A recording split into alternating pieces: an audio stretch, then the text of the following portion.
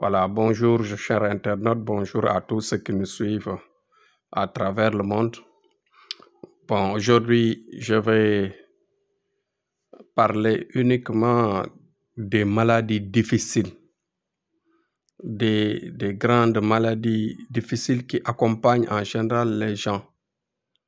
Vous voyez, je vais citer quelques-unes, par exemple, comme le cancer, le diabète. Aussi, il y a l'hémorroïde qui suit les gens, qui pratiquement tout le monde en a. Aussi, il y a les tensions graves. Vous voyez que ces maladies-là, pourquoi je les ai choisies aujourd'hui? Parce que ce sont des maladies, même des maladies du sang comme le drépano, etc.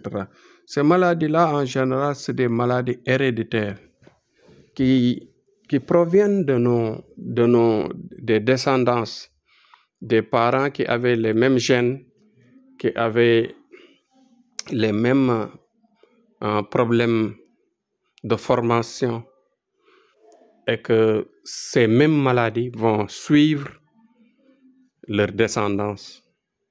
Vous voyez que ces maladies-là, c'est très difficile à soigner dans la médecine moderne comme dans la médecine traditionnelle. Donc, quand ces maladies-là arrivent ou bien sont découvertes par la personne, quand on découvre ces maladies-là sur le corps, il ne faut pas s'affoler parce que ce sont des maladies naturelles qui en général dorment dans pratiquement tous les corps de tout le monde. Ce qu'il faudra faire, c'est-à-dire, c'est de suivre pour la première des choses, c'est de suivre un bon régime alimentaire. 1. 2. Il faut faire des activités physiques qui parfois nous font oublier les maladies, mais en même temps vont travailler le corps de sorte que il y a toujours de la sueur qui se dégage du corps. Pour aider, par exemple, l'organisme à supporter la maladie. Mais ce qui est plus important aussi, c'est de suivre un traitement. En ce qui me concerne aujourd'hui, pourquoi j'ai pris ce sujet? Parce qu'on a fait des miracles par rapport à ces maladies.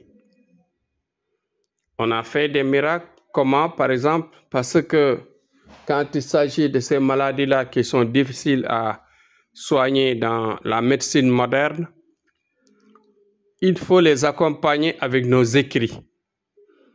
Vous voyez que nous, dans la plus grande partie de notre travail, nous tirons les soins du Coran. Et dans le Coran, vous voyez que Dieu n'a rien laissé. Il y a certains points qui soignent, qu'on a suivis pendant des années, qu'on a vraiment travaillé pendant très longtemps, et qu'il y a des lumières par rapport à ces points-là. Il y a des sourates que nous avons tiré des secrets qui nous permettent d'aider les gens qui sont atteints de ces maladies graves-là avec un traitement continu, sérieux, très propre. Il arrive que parfois, par miracle, ces maladies disparaissent. On a été très prudents. À chaque fois qu'il y a des signes de ces maladies-là qui se manifestent devant nos patients, nous avons des écrits du Coran qu'on leur donne tous les jours et on les conseille de les utiliser, de les mettre dans de l'eau propre, c'est-à-dire l'eau distillée, c'est-à-dire l'eau que nous achetons en général, qui n'est pas l'eau du robinet, n'est-ce pas? Donc, avec cette eau-là, on peut mettre les écrits régulièrement dans des bouteilles très propres et qu'on ne met jamais dans le réfrigérateur. On le boit toujours chaud. Pas très chaud, mais on le boit toujours. On boit ces écrits-là toujours, par exemple, avec de l'eau tiède. On ne les prend jamais avec de l'eau froide. Avec ces traitements continus, répétés, il arrive parfois, par miracle, que ces douleurs, ces maladies-là, même avec les kystes, il y a des kystes qui, parfois avec des écrits répétés, mélangés avec de l'eau propre, de l'eau distillée, arrivé à un certain moment, en général, nos patients guérissent. Même si la maladie est toujours dans le corps, la maladie est neutralisée par la lumière, c'est-à-dire par le travail que nous faisons. Les incantations que nous répétons tous les jours avec l'aide de Dieu, vous voyez, ce qui se passe, c'est quoi? Arrivé à un certain moment, en général, les patients guérissent ou bien résistent à ces maladies, de sorte que ces maladies même vont être, par exemple, neutralisées et même parfois disparaissent. Voilà. Donc, c'est de l'expérience qu'on a vécue, c'est de l'expérience que nous avons dans les soins, toujours en passant par des écrits propres que l'on utilise avec de l'eau propre, mais aussi avec prudence.